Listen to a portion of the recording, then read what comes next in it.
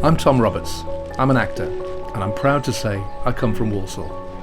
This is my hometown. My dad, Bob Roberts, was a youth organiser and something of a legend in the town, giving opportunities to countless young people. There's even a bust of him in the town hall.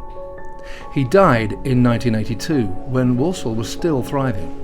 If he could see it today, let's say he would be far from happy. Having lived here most of my life, I've seen firsthand its steady decline.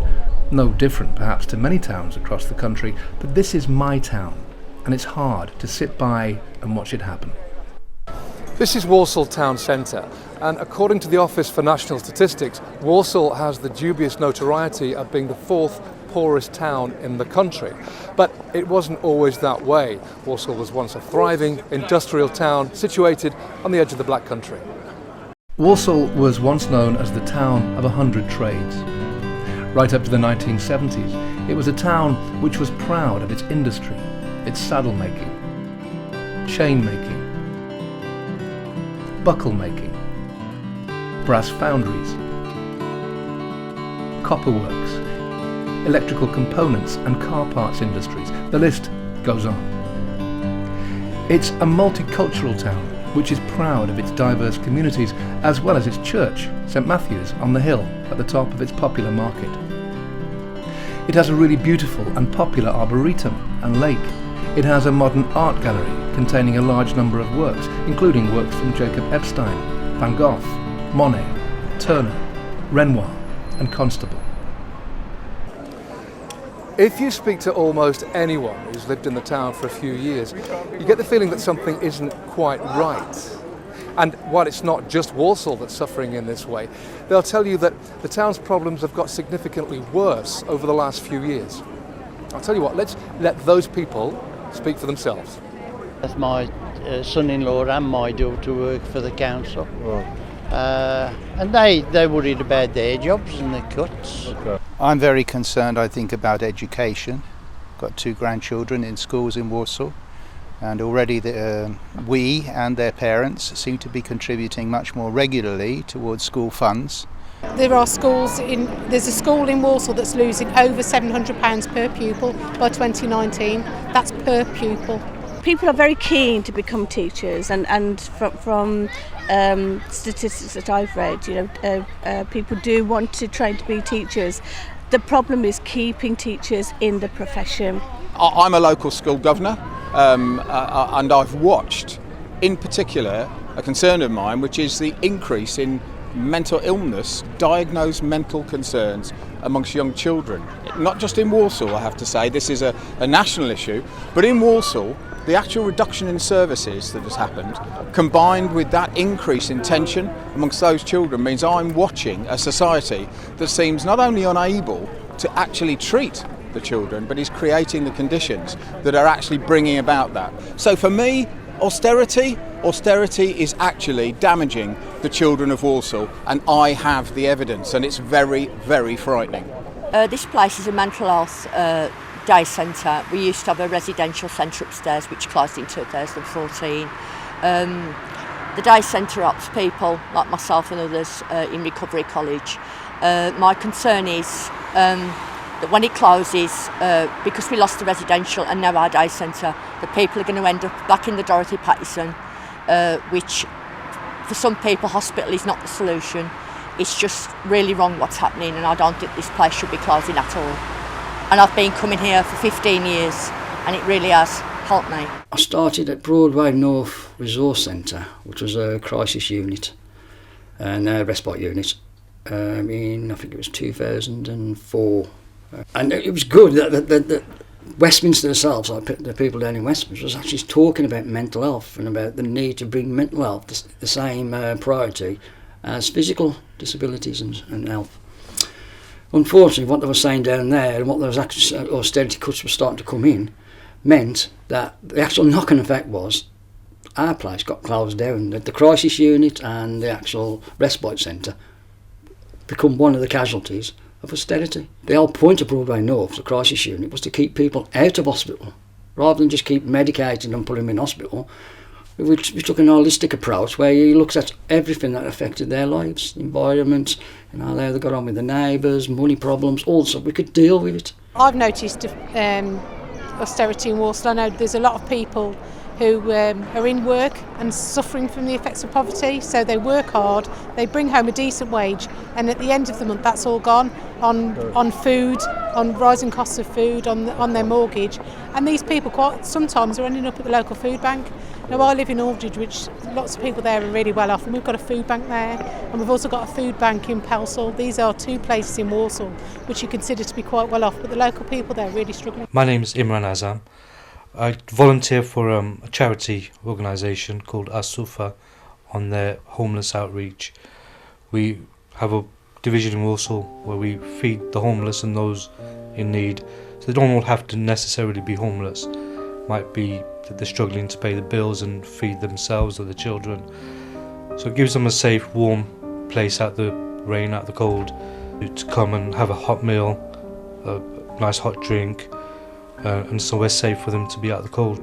As I say, it's not all homeless. There are a few people who sleep rough in Walsall, haven't got a fixed abode, so they're out in the cold or in abandoned buildings or wherever they can find shelter. But we also get young families with a couple of children where they're struggling to pay the bills and put food on the table. Those on benefits, they're just about getting by. We're a Muslim organisation that was set up to provide a service, so it was a homeless outreach. We realised that there is an issue around the country, and especially in Walsall, but which we weren't fully aware of. So until you actually get involved in providing a service, in doing something like this, you're not aware of what is around you. So you might see somebody sleeping rough or asking for spare change or what have you. We're out in the cold, but until you actually get involved, we're so involved in our own daily lives, in our families, hobbies, activities, work, that we don't always see the big picture and see what's going on around us. So it was a good opportunity for our volunteers to give something back to the community and help those in need. Well, I've just walked through Walsall now and I've seen at least 4 homeless people sitting outside shops on this busy day today. Massive rise in homelessness and massive rise in food bank use, and just generally I think we're suffering from lack of street cleaning, which is quite obvious in lots of places in Walsall now. They're cutting back on all of our services and think the bins are being emptied less often.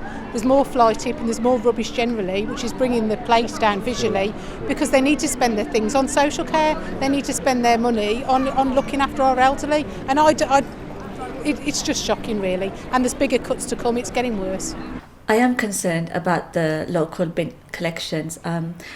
They're collecting the bins every fortnight now, and that is a concern not only for myself but also for the local residents, because there's a lot of fly tipping going on now because people don't have the space in the bins to put the rubbish, so in the alleyways they're just dumping rubbish.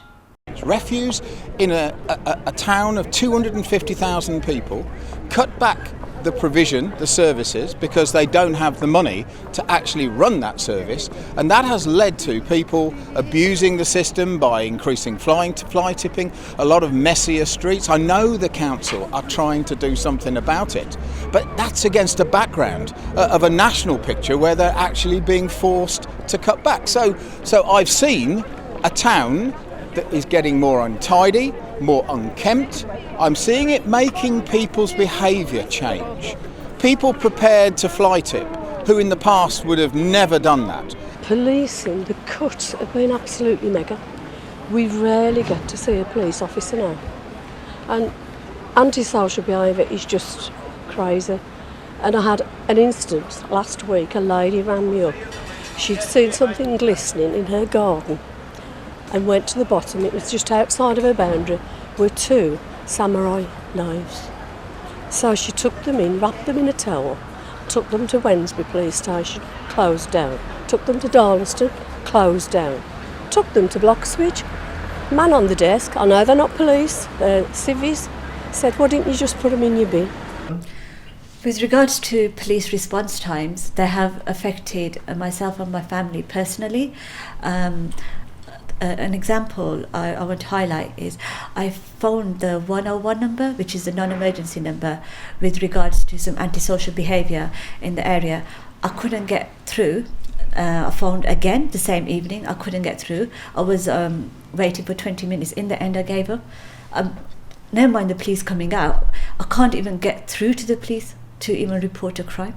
Service I turned to was Women's Aid, and they're no longer available. The beginning of this year, they actually closed doors, so there's nowhere a woman with domestic abuse can turn to really other than the police, which again, with the cutbacks, I don't think they've got the funds, the means to meet these needs of the women, so that's it really. There's no other community spaces for them to go. Well, initially when I went to the police, my husband, who was my abuser, he was out loose. I approached him saying that he's outside, he's looking for me. I was turned away at the doorstep. I was told that because of their cutbacks, he couldn't help me and there was nobody there to see me. So I sat there for hours. I was there until about 1 a.m, waiting to be seen. When she started at infant school back in 2008, 2009, the educational psychologist support was excellent. The psychologist would go into school, would work with my daughter and the teaching staff, exchanging a range of strategies. Since moving to junior school, and certainly in the last 2 years, that input has been wholly lacking. And both the school and myself lobbied the local authority, because at that point there was no educational psychology input at all, and the response simply was, we don't have the resources. I've chosen to live in Darlaston. It's an area that's got a lot of history in terms of my family coming from the local area. I could have moved away, but I chose not to, and I feel very passionately about Darlaston. It's a lovely town full of wonderful people, but I feel really, really sad about the way that Darlaston's been treated over the last 20 to 15 years. It seems to me that it's been stripped of all of its public services, its community-led local provision. So to give you some examples of what I'm talking about there's Darlaston Multipurpose Centre, which used to be a real hub for activity in the town. It was community-led. We had our own theatre. There was childcare provision there, rooms for community groups to use. There were various activities taking place on site, a community gym. There was such a lot that was going on there, and all of that's been stripped away, and most of that provision simply no longer exists within the area. So if you imagine being a young mum at home with 3 children, perhaps quite young children, the prospect of trying to get those 3 children on a bus into Walsall to visit any of the services that you would need to travel into Walsall to take up, it's quite daunting. It's very difficult to get 3 children and a pushchair on a bus single-handedly. I've been in post now for 15 years, since the very inception of the original Palfrey Shore Start, which was the legacy of the 97 Labour government. Originally a very small geographical area within Palfrey, 600-700 families. We offered support for parents in terms of early education, health support, but we expanded because of the nature of our staff into becoming almost a one-stop shop for benefit advice, housing issues, any issue that families had.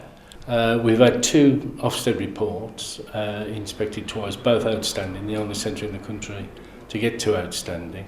And they recognise that we were more than just a sure start. We add to the general development of the community. The writing on the wall came in 2010 really, when the coalition government removed the ring fence to the budget for Sure Start and children's centres, which meant that local authorities then had carte blanche to raid that fund, if you like, and use it wherever they wanted. Since then, our budget has been cut by around 30%, if not a bit more, which sadly meant that we had to lose some staff in 2014.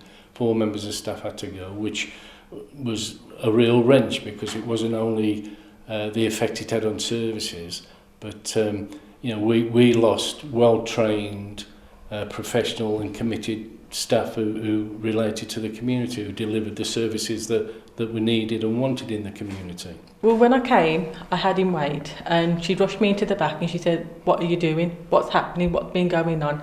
And at this time I burst out crying, and I said, "Look," I said, "I've got people telling me I need to breastfeed. I've got people telling me I'm not being a good mum. I don't know how to feed my son.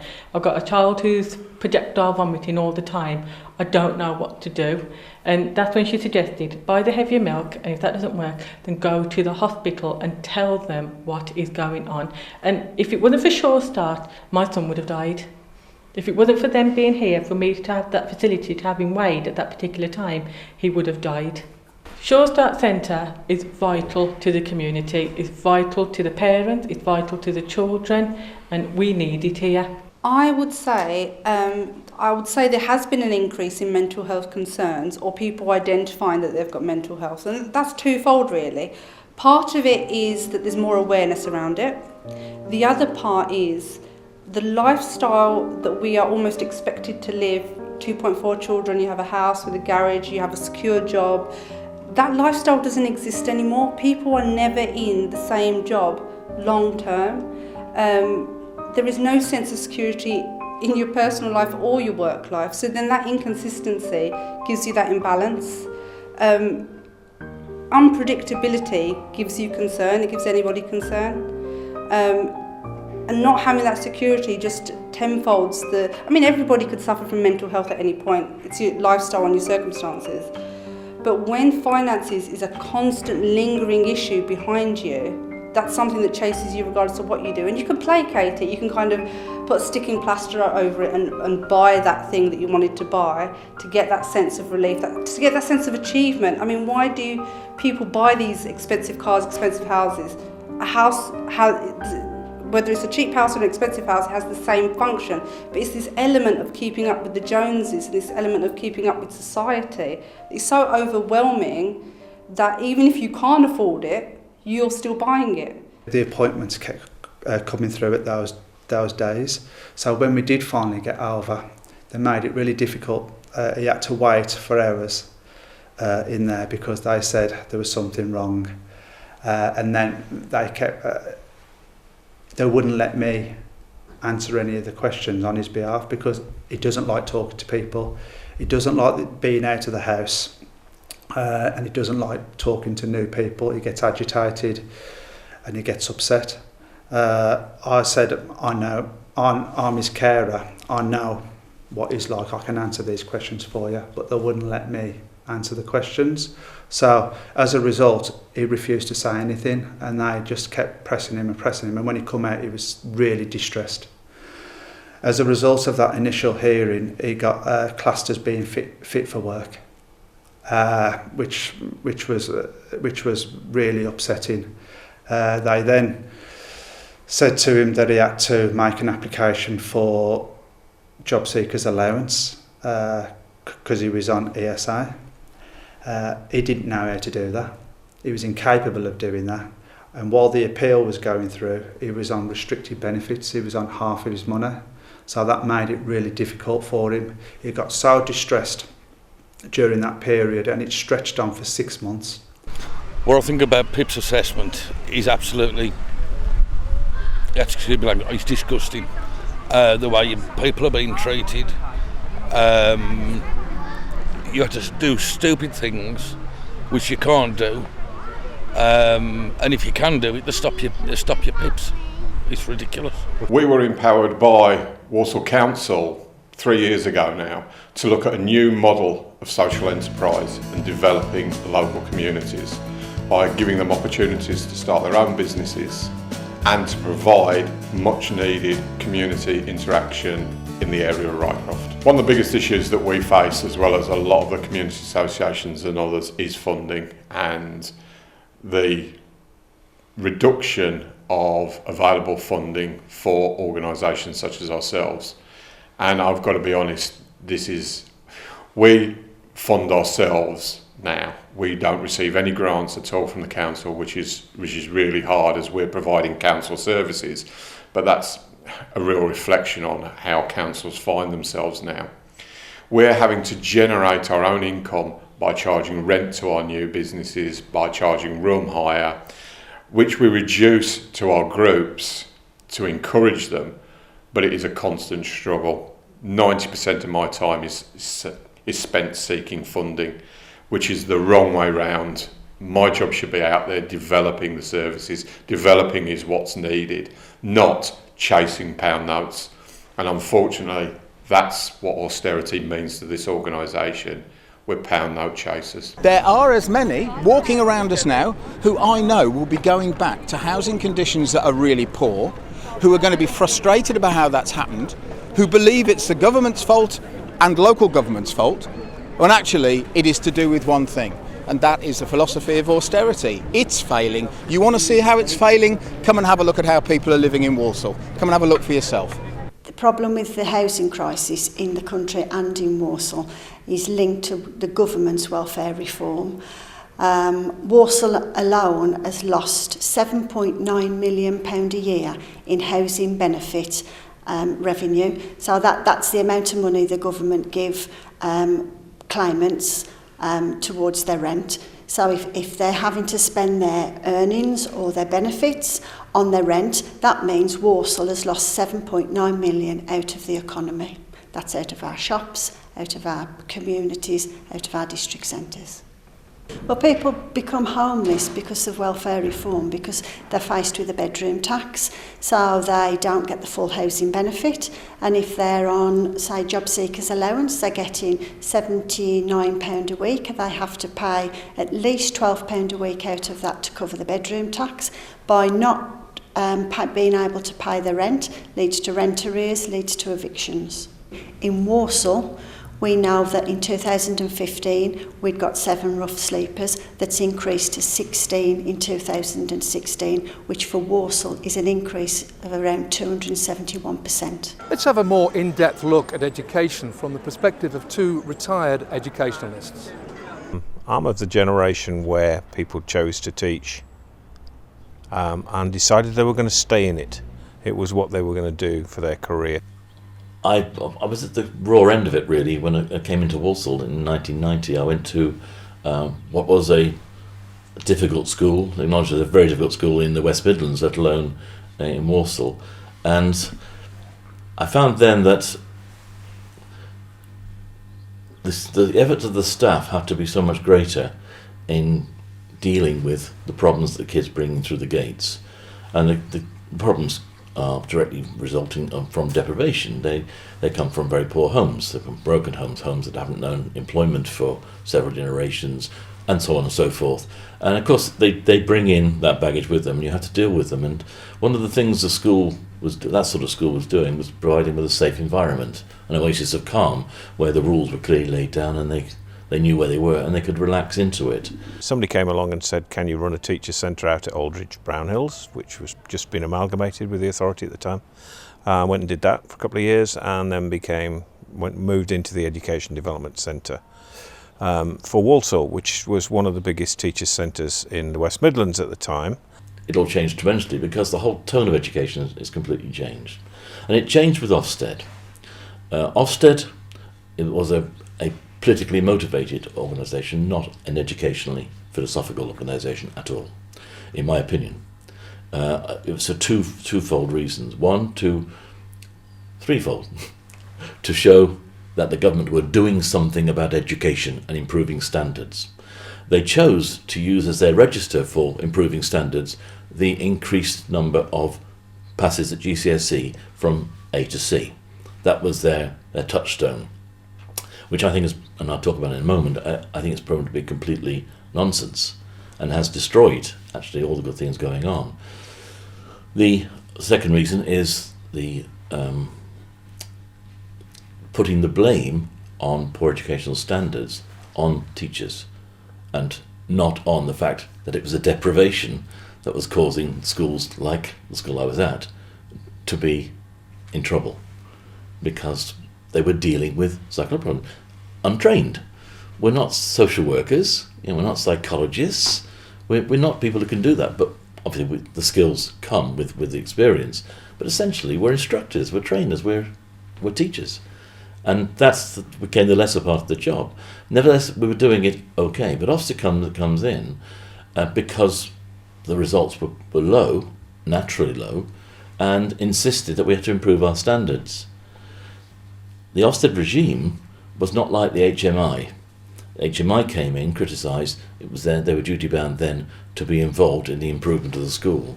Ofsted came in, made a judgment, went off, and there was no comeback whatsoever. And the bottom line was you never failed, you just couldn't do it yet.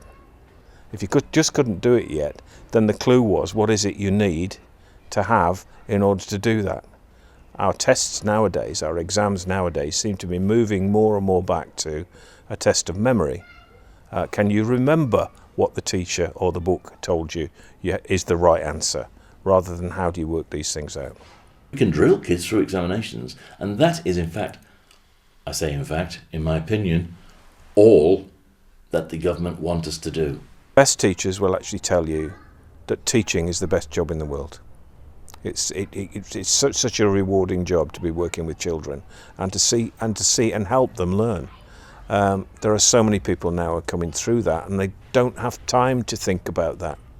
The curriculum is so tight, they've got so much paperwork to do, they've got all of these things to do, and they haven't got time to enjoy watching the children learn and thinking about how they're doing it.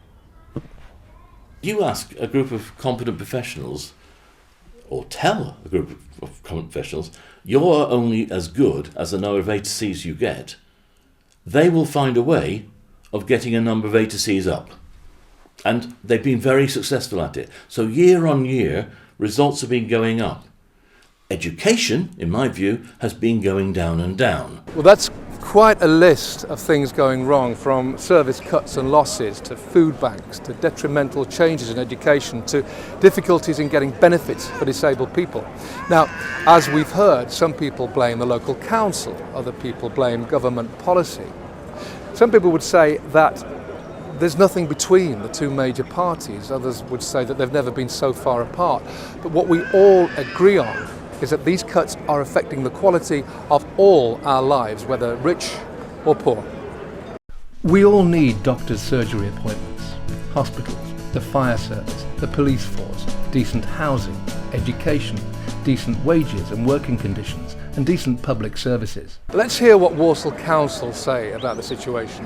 What are the effects of the cuts on the ability of the council to do exactly what they were elected to do? I mean, implementing the cuts this year has been horrendous for Walsall Council, and even worse for a Labour administration. Nobody came into politics to do that. We want to develop new services, we want to put money into the system, we want to help people, and we found that really difficult. And I think at the beginning of the year, I did say to people that it just felt like that film Selfish Choice, where the mother has to decide which child was going to go to a concentration camp and which child was going to be saved and stop with the mother. And it feels like that sometimes for service areas that I've spent my last 22 years as a councillor supporting and developing and moving forward.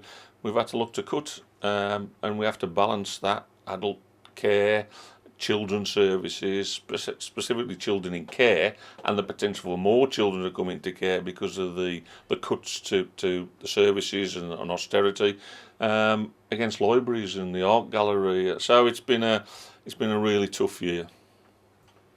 Well, it's been really difficult. I became a councillor to help communities, to help people, not to make cuts. The government's forced a lot of cuts on the council, and we have to cut services just to ensure that the most vulnerable are protected.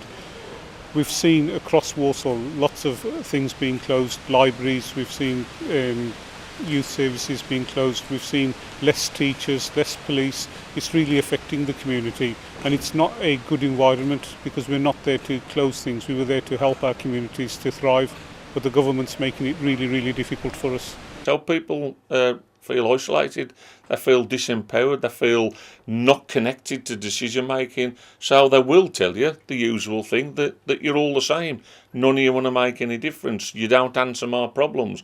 And there's a little element that we are failing to answer some people's problems because of austerity, but I still believe there are things that we can do to actually turn that back around and get people more involved and do things for themselves, but do things with us. And I think people are starting to learn that the community has a voice, that they have power. And I've said for a long time now that there's a quiet revolution going on, especially with young people who have not been engaged before in the normal process that I've been used to in politics for the last 30 years, and they want to do things differently. Social media and other things, there is a quiet revolution going on. This is one area we've given some attention to. It's an area that affects people from Walsall and indeed the rest of the country. It's the issue of disability and government policy. And for this we've travelled to Warwick to talk to Linda Burnip from Disabled People Against Cuts. It's all started really in March 2013 when we submitted a report about what was happening in the UK to disabled people and their rights to the UN, making the first ever formal complaint using the optional protocol in the CRPD, which is the treaty body that the UK signed up to in 2009 to make sure that disabled people's rights weren't regressed. In October 2013 we met with the Secretary for the UN Disability Committee in London to discuss whether the violations were grave and systematic and whether it was important enough for the UN to investigate it. They then sent our report to the government. They had 6 months to reply. They obviously said they weren't doing anything wrong. We then had 6 months to reply to their report, and this sort of ping-pong back and forth for a couple of years until October 2015. The UN sent a team of investigators to the UK. They came for 2 weeks. They interviewed over 200 people, not just disabled people, but lords, politicians, solicitors, benefit advisors, EHRC, and they collected over 3,000 pages of evidence, all of which eventually proved that there was grave and systematic violation of disabled people's human rights. We're just asking people today whether they've actually heard of that the United Nations found the UK government guilty of the grave and systematic violation of disabled people's human rights. I found UK guilty of grave and systematic disabled. No, I didn't know that. No, you didn't know that. Violation of disabled people's human rights. No, I haven't. I wish I had. I think the sort of cumulative impact of cuts and continual assessment has actually made people much more ill. People who've got physical conditions have become mentally ill as well.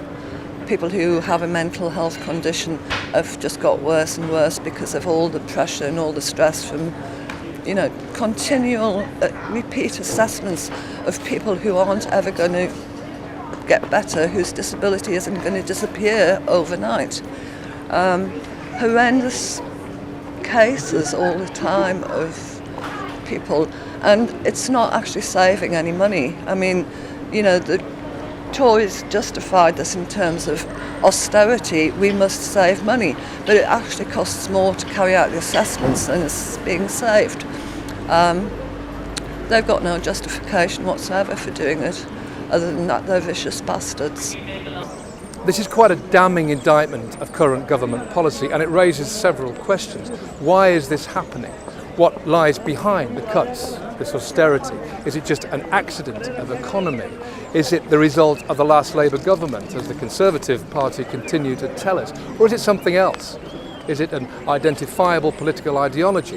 Where has all this come from? Everybody knows things aren't right in Britain today. The news is full of stories of 0 hours contracts, young people can't afford a place of their own, mental health problems, debt. But things didn't used to be like this. What it all comes down to is a very strange sounding word, and one that isn't talked about every day. It's only really used by a few economists and academics, and that word's Neoliberalism. What neoliberalism means is a very simple but absolute belief that unregulated markets are the best form of organising society. It means that you believe that market principles should be pushed into every aspect of life that you can. It means that you see public spending as a waste and that everything that can be should be privatised. So it's a very extreme form of capitalism. And if you think about the end of the Second World War, after all the sacrifice that had been made, all the suffering, people wanted a better world.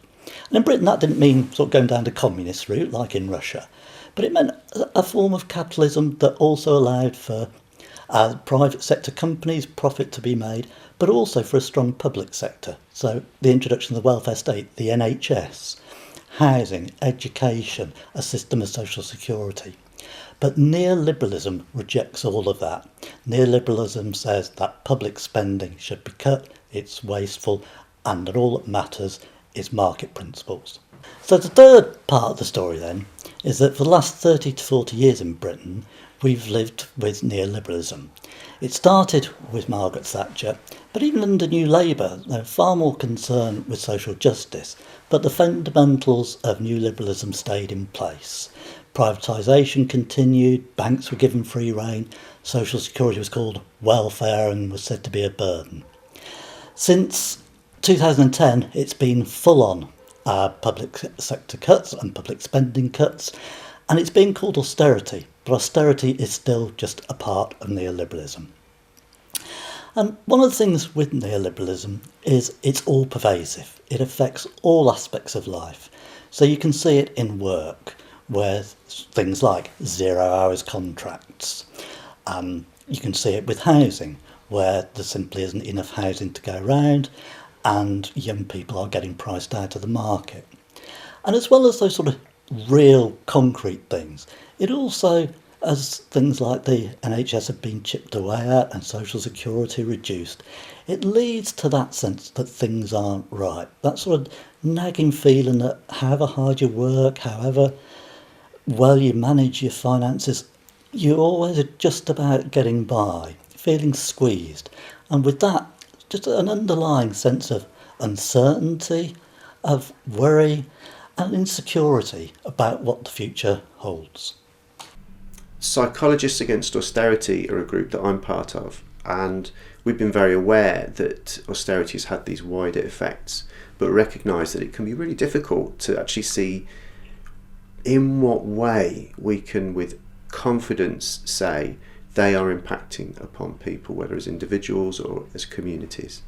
So what we've done is we've identified 5 main ailments of austerity, and we've thought about how those impact on people's psychological well-being.